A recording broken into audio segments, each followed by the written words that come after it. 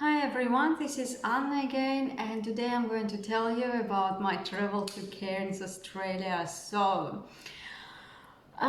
This was my first time to Cairns actually during this trip I spent initially 4 days in Cairns before traveling to Darwin, and then another 4 days on the way back. So it's also because the flights to Darwin they arrive in the middle of the night if both ways, and if I travel directly from where I live.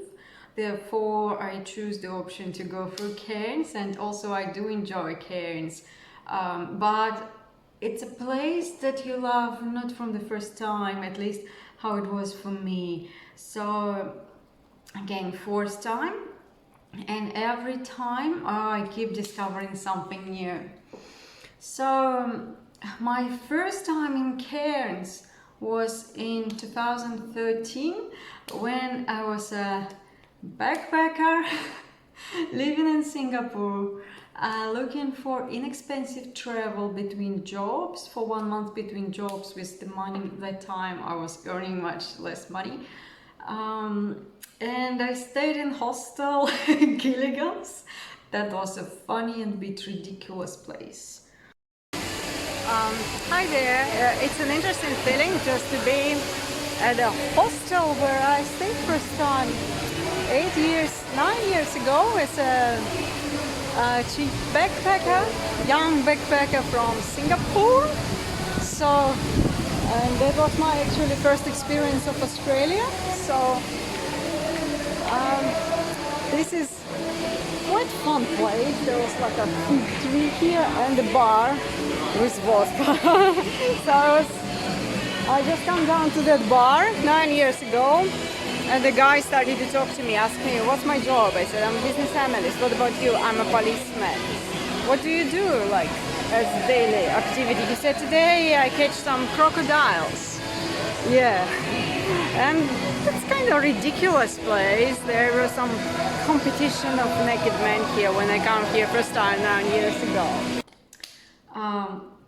It was so completely different culture, such as, and it was really a bit of a crazy place. So I was sleeping alone in my hostel room for like 2 nights and thinking, why no one's coming? Until the couple and the guy came, and I asked, why there are men here? Are men allowed in this room? Reception said, yes, it's a mixed room. That's why nobody been coming. That's previously. And actually, the couple left, but the French guy stayed another week, and it was actually nice to stay with him, because he was always, it looks like he was afraid of me more than what I could be afraid of any French. And he was always asking me, can I take off my t-shirt? Can I go to the bathroom? Except the last night he got drunk and noisy, but that's it. Coincidentally, my neighbors everywhere has been French, so it was some beginning of the story, and it's been a little bit of typical, maybe a first introduction. So what I liked about Cairns that time, 2013, I traveled to Sydney first, and it was so bloody freezing. I've seen a dream before that. I do see prophetic dreams time to time. So in my dream before arriving to Sydney, there was a very cold wind from Antarctica. That was a real truth. So yeah, it's just really felt cold in May. But when I arrived to Cairns, it was just perfect weather, just perfect, not too cold, not too warm. Amazing tropical fruits, fresh tropical fruits on the market, on the back of that hostel. I'll show a bit of the video of the market if I can. This is a Cairns market, and we see really ridiculous things here, like archery. And it doesn't look like any Aboriginal archery, because I would think that Aboriginals used a spear, but it's not quite so. Crystals, all these weird things, really weird things. jewelry, and the most delicious fresh Cairns fruit, which makes me really love this place, because when you come in after freezing winter in Sydney or Gold Coast, this is all you need. Yeah, there was a lagoon to swim, because in the ocean there are crocodiles. When I just traveled to Australia first time in 2013, I asked Australians, so they told me there are crocodiles in the ocean. I was thinking they're joking. They said there are saltwater crocodiles. They swim from one river to another through the ocean. I was thinking they're joking until I've seen the signs everywhere that there are crocodiles, and the locals were telling me. So when I was waiting for a bus as a backpacker near Cairns, at the place where there were many signs, beware of the crocodile, and I asked locals, like, where do I wait for a bus? How? There are crocodiles? I said, we're used to them. But anyway, swimming at the beach is not really nice, and it's not actually safe. It's not nice because the water is sort of muddy, and it's not safe because of the crocodiles, and therefore there is a large lagoon in the city. So yeah, you can swim in the lagoon in Cairns city, but it's based on everyone's preference. For me, swimming in something man-made like a pool, a lagoon, it's not an adventure, not really interesting, because I can swim in a swimming pool in any city where I live. It's not like what I'm traveling for.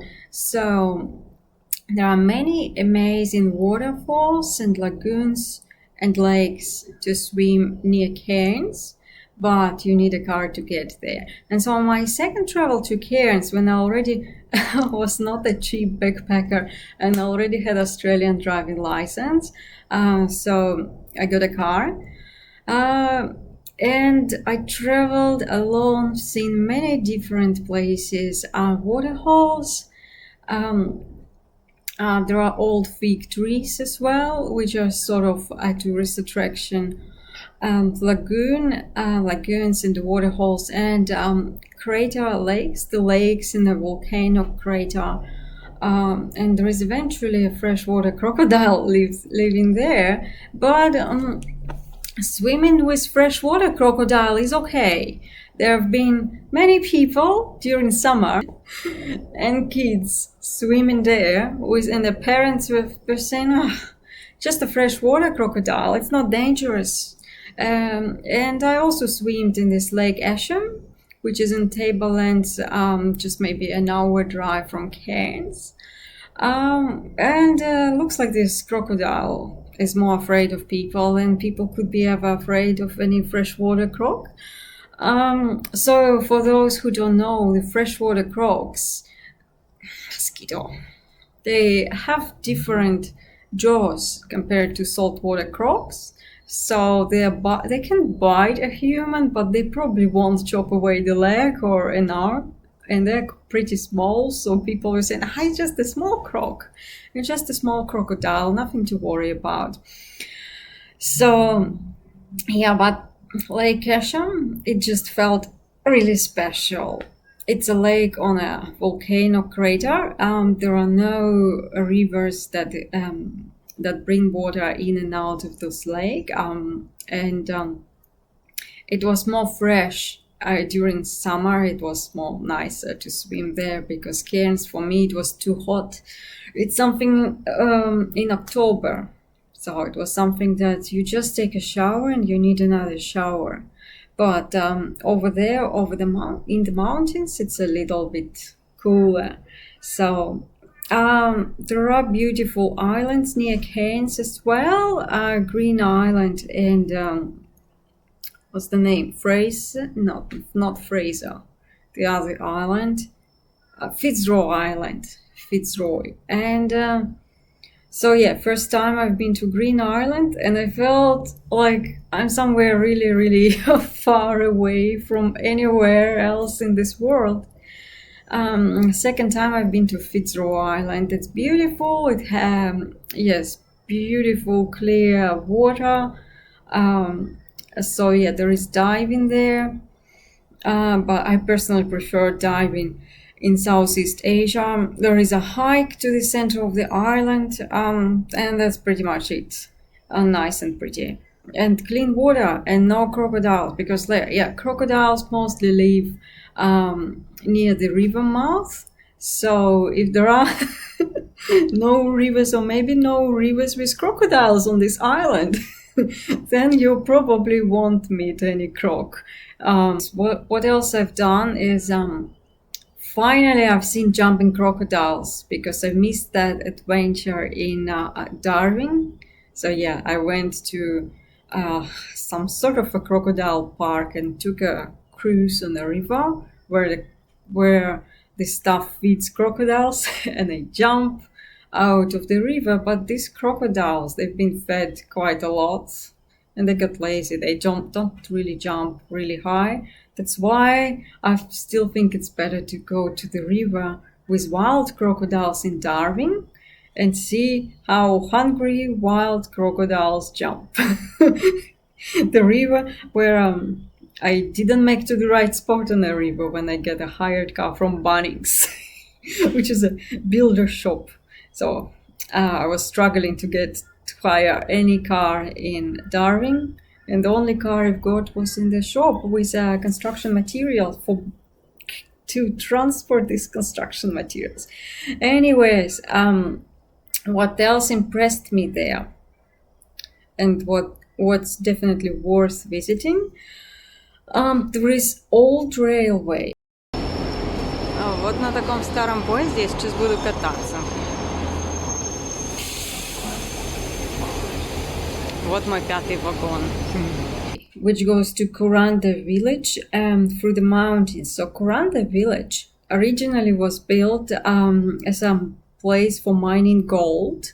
I think in 1882, if I'm not wrong. So these constructions of these railways commenced. And so that was very old train. And I spent my childhood back in Russia on these trains. So strangely, the sound of this train is pretty much same. While this Australian train is definitely smaller. However, the sound is the same, and with the time it puts you to sleep, makes you feel sleepy, like this train in my childhood. On this train, we passed the cemetery of workers who died while building this railway. Eventually, I asked the tour guide, were they free people or were they convict labor? Eventually, they were free people who applied for these jobs and had to supply their own materials like shawls. Seriously, shawls to build the railway, to build the tunnels. So they were literally digging out the tunnels with shawls. And tunnel collapses, poor food supply chain. So tunnel collapsed, 6 people died. Poor logistics to transport food and water. Well, they lived in the rainforest. There should be plenty of water there. Tropical diseases and snake bites. That's were some of the common reasons why they died. I was simply shocked. While living in this time of great resignation and global awakening, I am just thinking, why would people choose to do these jobs if they were not convicts? They were free men. Isn't it easier to go just to learn from the Aboriginals about hunting and gathering? Anyways, so this train goes through amazing sceneries, and there are a few tunnels built which was like engineering masterpiece of the time, especially given the conditions, and unfortunately and many human deaths. um, so this train goes to this village Kuranda, which is very cute, authentic village. There are many waterfalls. The trains, it goes just along this waterfall. And when I've been hiking near this waterfall, I also seen some old equipment near the waterfall. It was pretty fascinating. So, and on the way back, I did take a cable car, and it's pretty amazing to take a cable car over the rainforest and think that, yeah, we're living in slightly better times than these workers, while work conditions could be similar, but little bit better nowadays. Um, yeah. Well, thanks for listening. I hope you enjoyed. Let me know if you have any questions and what you think.